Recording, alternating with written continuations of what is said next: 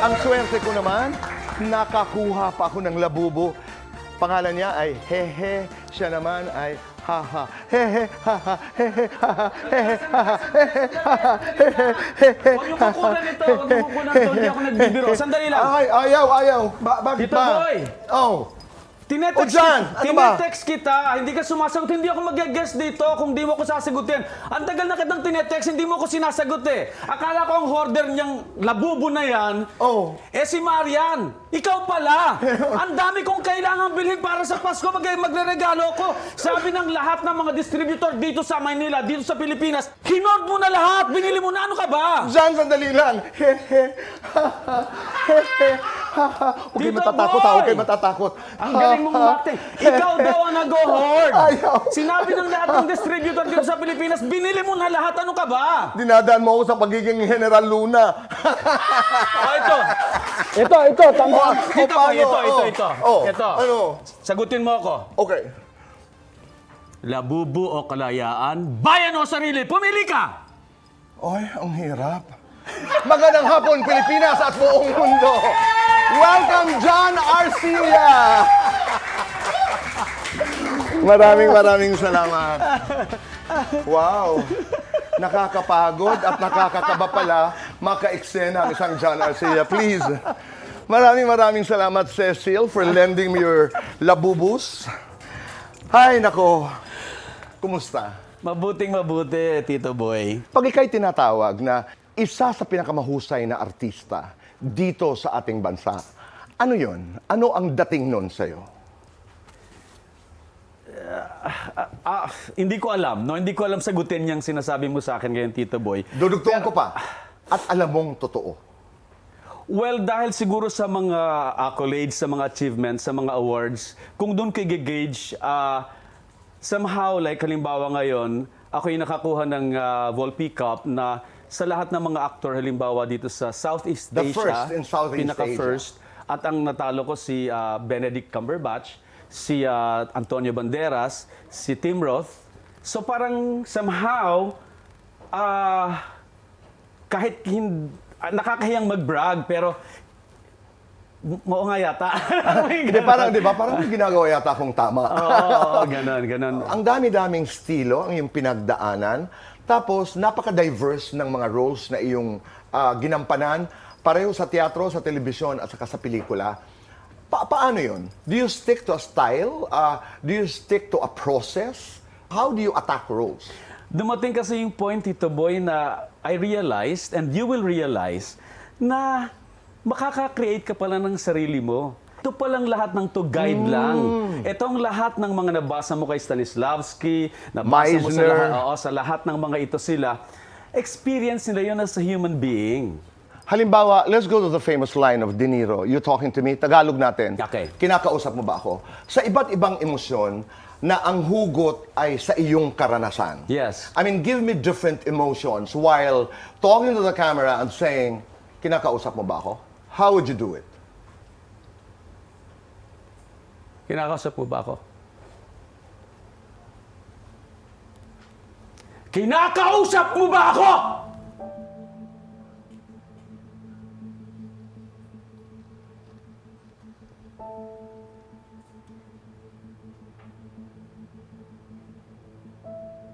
Kinakausap mo ba ako?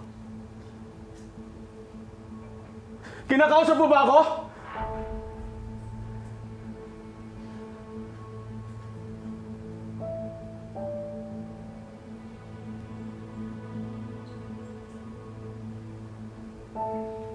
Kinakausap mo ba ako? Wow!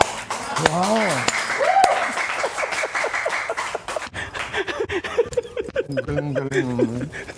Paano ba yung ginagawa? Kinakausap mo ba ako? Ang ganda. Oo. Yeah, it comes. You're seasoned. Galing. Sabi nga ni Tom Hanks, and this is a direct quote, I drown in the eyes of my co-actor. Di ba? Yung stimulus mo, kadalasan nangyayari, nanggagaling sa ka-eksena mo. Anong ginagawa mo pag hindi na ibibigay yung nararapat na ibigay sa'yo bilang aktor? Dalawa kasi yan eh. It's either ikaw ang nagbibigay dahil kailangan yun sa istorya, Okay. or ikaw ang humuhugot kasi yun yung kailangan sa istorya. Sometimes, ikaw yung nagdadala ng isang sequence or ng isang eksena because it's all about you. But if the scene is all about the other person, and you should be aware of that as an actor, that this scene is about him and not about you. So you should be getting something from your co-actor. But if it's about something else, you should be giving something to your Okay, co-actor. tanong. Now, if I need to get something from my co-actor na hindi ko nakikita sa kanya, if i-feed ko sa kanya yung kailangan niya so that he can give it to me. In a way, sometimes, I'm doing a workshop without my co-actor knowing it. I'm sorry to tell. Habang gumagawa ng eksena. Habang ginagawa kong eksena, nagwo-workshop ako because I also teach acting. Sige nga dyan, hindi ako makabigay dahil natatakot ako. Paano mo gagawin yun? Yung talagang nervyos lang. Oo. I'm not comfortable because, you're John. Yeah. And may eksena tayo at hindi ako makapagbigay. Gawin mo nga. Tititigan ko lang siya, paparamdam ko sa kanya na everything is alright. Then suddenly, I will tell him, kanina pa kita hinihintay. Bakit ngayon ka na dumating? Dapat kahapon ka pa. Diba? Opo.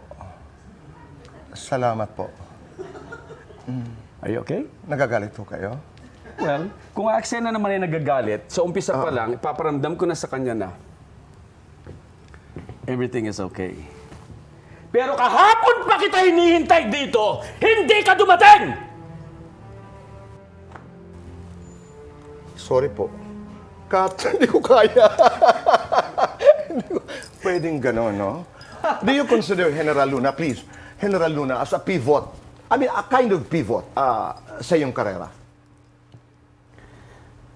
To a bigger plane, yes. Pero ang pinakauna talaga was in theater, nung maging nakagawa ako ng maraming musical kay Ryan Cayabyab. Sa theater, no, parang ang feeling ko, wow! I'm doing a musical as a lead performer. Ang dami nun, sunod-sunod yun. El Filibusterismo, Noli Me Tangere. Imagine, si Regine Velasquez ay naging leading lady ko, partner ko sa Noli Me Tangere. Noli. Yes. And then, nung mag-Rizal, ako na yung talagang main. Or main din naman ako dun sa lahat. Kaya lang may mga co-alternate ako. Ito ako na talaga yung main. So, yeah, thank you. So, para sa akin, wow! Nandito na ako, nagawa ko to. Dati lang ako kumakanta sa amateur contest sa Baler. Talaga? Nag-amateur contest ka rin? Amateurista ako. Ang kaate ko, Ate Maribik ko, ang laging, boy, meron dito may amateur contest sa Barangay 1, halika! Boy, may amateur contest sa Barangay Buhangin, sama tayo. At nanalo ka? Lagi akong first. Ano ang winning song? Karaniwan yung Kapalaran, kay panahon yun ni Rico J. Puno. Okay. Until sa adolescent age ko, when I was 13, nag-change yung vocal capacity ko or yung voice box ko nag-change, no. So for the first time, nag-crack yung voice ko. I was 13 or 12 years old. And you were singing what? Kapalaran? I was singing Kapalaran. And from then on, 13 years akong nagka-stage fright. Hindi ako nakakanta sa stage. Doon nag-shift ako sa acting. Oh my God. Yun ang naging trauma ko sa pagkanta. And nag-stop ako sa pagkanta. And for 13 years, hindi ako nakatuntong sa stage para kumantang mag-isa.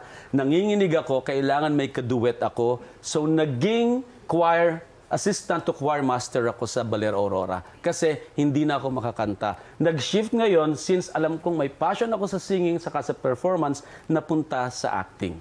What an inspiring story. Let's do fast talk.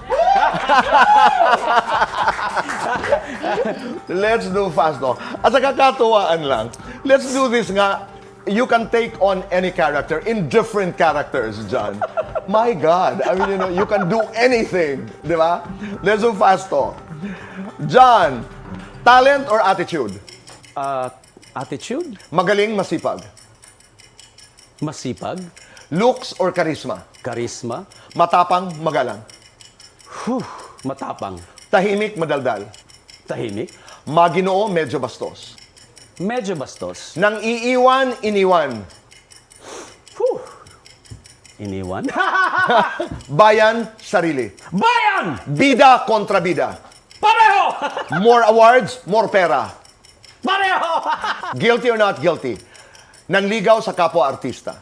Guilty. Guilty or not guilty? Kinausap ang sarili sa salamin. Guilty. Guilty or not guilty? Umiyak dahil sa pag-ibig.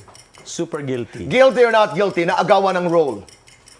Not guilty. Guilty or not guilty? May nakaaway na direktor. May umaway sa akin, hindi ako yung umaway. Guilty or not guilty? Natalaka ng kapwa-artista. Not guilty. Guilty or not guilty? Nag-walk out sa set. Not guilty. Guilty or not guilty? Nangangarap manalo ng Oscar Awards. Guilty. Gagawing pelikula ang buhay. Anong title? John Arcilia. Anong genre ito? Dramedy. Dramedy. Dramedy. John, is that lights on or lights off? On. Happiness or chocolates? Happiness. Best time for happiness. All the time. Bibigyan mo ng award ang sarili mo. You're the best. I am the best John Arcilia that I can be. Oh. Kanina na pag-usapan namin ni John yung mga proseso niya bilang isang artista. I'm really interested to find out. If you were to name 3 of the best actresses and 3 of the best actors in today's generation of actors, sino sila at bakit? Ang kasagutan po sa pagbabalik ng Fast Talk with Boy Abunda. We're back on the show. Kasama po natin si John Arcilia. You will be part of Lolong. Yes. Tell yes, us what yes. you can. I'm going to be, I think, the main villain. Yes. Interesting. Exciting. My name is Julio Figueroa. Isa akong mayamang businessman ng mga legal at illegal na mga businesses. But somehow ako ay philanthropist. No? Mahilig akong tumulong, kaya lang ayaw kong nasa limelight. May pagka-ganun yung character ko. Medyo may pagka-mysterious. Nakatrabaho mo na si Ruru in the past. Sa Encantadia. Tama. Ibon Live Encantadia! Ibon Live Encantadia. Aabangan ho natin yan. Aabangan natin. Okay, let's go to my question. Ngayon, yung mga artista ng henerasyong ito, 3 babae, 3 lalaki. At bakit? Sino ang choices mo? Actually, nanghihinayang akong sabihin na 3 lang kasi ang dami-dami, ang gagaling ngayon, Tito Boy. Pero siguro ang talagang para sa akin sa Best Actress, si Janine Gutierrez. Alam mo yun, ibang klase, napaka-natural. At saka, iba yung hugot eh. Tapos, si Glyza De Castro, alam mo nang hinahing ako kay Andy Eigenman kung bakit huminto sa Napakahusay. Ay, napakahusay. Okay. Oo. At saka, Andrea Brillantes. Ayan. Okay. Nagsumisibol na bata pero ang galing. Nanggagaling sa loob. Sa artistang lalaki, well, alam mo, naka-eksena ko rin yan. Saka bata pa lang siya, naapektuhan na ako ni Dennis Trillo. Nung gumawa siya ng pelikula, kasama niya si Judy Ann Santos. Kaya lang, siguro, hindi naman na siya bago pero yung generation na ito, napansin ko talaga, very subdued at saka underacting, pero Powerful. Powerful. So, napansin ko siya doon pa lang, umpisa pa lang. Tapos ngayon makikita mo sa kanya, ganun din. Magaling siya. Kyle Echari. He's good. Echari. Well, of course, si Ruru Madrid kasi is very committed. Oo. Sobrang committed doon sa kanyang craft. So, I think, and that's one of the reasons kaya gumagaling ang isang artista. Commitment, no? Commitment, yeah. At malalaman mo yung artista na committed sa material, Yes, committed sa yes, kanyang yes. trabaho. Yes, yes, Di ba? yes. You can smell that, Yes, ika yes. nga. Sino pa ba? Actually, ang dami. Pero in the meantime, yun muna yung pumasok sa akin. Huling katanungan ito, but this is very controversial. May mga nagsasabi na bakit ba ang mga ilang artista ay pumapasok sa politika? Bakit hindi na lamang nila ipaubaya sa mga hindi mga artista? Saan ang iyong tayo pag sinasabi ng ilan na wala namang karapatan ang mga artista pumasok sa public service, sa politics? Lahat ng tao ay may karapatan na tumakbo sa politika at maging opisyal. Kaya artista ka o hindi ka artista, ang tanong, bakit ka nandyan at pupunta sa politika? Para ba talaga maglingkod o para yumaman? Dahil wala kang pinagkakakitaan. Kaya artista ka o hindi, tanungin mo ang sarili mo, huwag kang magsinungaling. Kasi kung para lang yan sa pera, mali ka agad. Kasi ang politika o ang pagiging opisyal ng bayan ay para maglingkod. Pag yumaman ka daw na nasa politika ka at nasa gobyerno, hindi ka naglilingkod. Dapat malinaw sa iyo yan. So, kay artista ka o hindi ka artista, lalo na kung artista ka, na ganun nga ang sinasabi sa iyo, mas i-define mo sa sarili mo kung totoo bang paglilingkod ang iyong gusto mangyari, kung bakit ka nandyan. Kung hindi rin lang, wag mo nang ituloy. Sumagi ba sa iyong isipan na pumasok sa politika? Nakarating ako sa edad na ito na tinanggihan ko lahat ng invitation sa akin. Pero nakatanggap ka ng mga imbitasyon. Nakatanggap ako. Tumakbo pa nga ako, tatakbo pa nga dapat ako ng konsehal sa Parañaque. Na-save ako dun sa crisis na desisyonan ko yun dahil naawa lang ako dun sa nagpipilit sa akin na congressman na sumama ako. Buti na lang, mayroon akong program dun sa TV na hindi ako pala pwedeng mag-campaign pag hindi ako... Na habang ikay nasa telebisyon. Na-tape na yon. Hindi na pwedeng burahin yung mga eksena ko. At pag binura yon, sira yung buong kwento. So, I was saved by that particular incident in my life. It wasn't meant. So I was so thankful kasi talagang ayoko ng politika. Nakarating ako sa edad na ito na napanindigan ko yan. At kung ako man ay magkaka-interest sa politika ngayon, wala na akong stamina sa edad kong ito. Kasi 28 years old na ako eh. Maraming At bilang 28 years old, maraming salamat dyan. Mabuhay ka. Tito Boy, I love you so much. I love you too. Isa ka sa inspirasyon ko kasi mula umpisa, ikaw ang nagsasabi ng magagandang salita tungkol sa trabaho ko. Nag-uumpisa pa lang ako. So isa ka sa inspirasyon ko, Tito Boy. I love you so much. I love you too at sobra pa rin kaming naniniwala ako sa iyong pagkatao. Salamat po. Andun na lahat yun. Maraming salamat. Night Eye Kapuso, maraming salamat po sa inyong pagpapatuloy sa amin, sa inyong mga tahanan at puso araw-araw. Be kind. Make your nanay and tatay proud. And #say thank you. Gumawa tayo ng isang mabuting bagay bawat araw and make this world a better place. Goodbye for now and God bless.